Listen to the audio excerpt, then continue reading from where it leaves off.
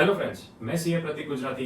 आज हम लोग देखेंगे क्यों 31 March financial year ending taxation point of view से बहुत इंपॉर्टेंट डेट है, जिसमें हम लोग देखेंगे कैसे salaried class employees as well as business class को कैसे प्लान करना चाहिए, कौन से पर्सपेक्टिव से, मतलब income tax as well as GST के पर्सपेक्टिव से क्या एक्शंस लेनी चाहिए। वन बाय वन हम देखते हैं। जैसे सैलरीड क्लास एसएससीज के केस में काफी बार ऐसे होता है financial year, during the financial year job switch करते हैं, तो उस केस में डेफिनेटली आईटीआर फाइलिंग के वक्त टैक्स पेएबल आता है। तो उस इनकम टैक्स पेएबल का कैसे 31 मार्च ईयर एंडिंग के पहले अगर प्लान किया तो वो सेव हो सकता है।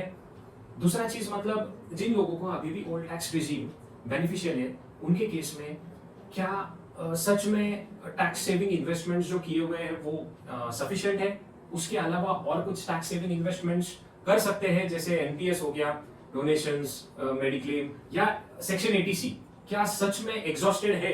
ये सभी चीजें प्रॉपर्ली अगर कैलकुलेट की 31 मार्च के पहले, मतलब बैंक अकाउंट तो एंट्रीज लॉक होते हैं, तो उसके पहले ही हमें ये चीजें करना जरूरी है। तीसरी चीज, मतलब एडवांस टैक्स।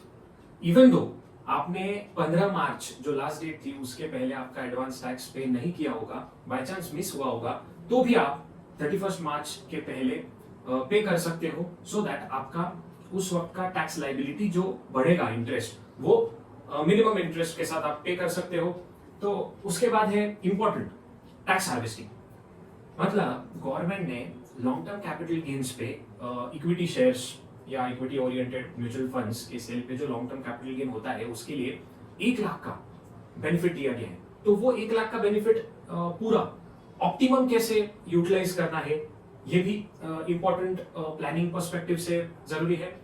उसके बाद जीएसटी पर्सपेक्टिव से इंपॉर्टेंट चीज, मतलब एलयूटी के लिए एप्लीकेशन करना। मतलब जिन केस में हम लोग एक्सपोर्ट करते हैं सर्विसेज या गुड्स, उनके केस में एलयूटी के लिए अप्लाई करते हैं, तो वो फाइनेंशियल ईयर 24-25 का एलयूटी का लास्ट डेट भी 31 मार्च 24 है।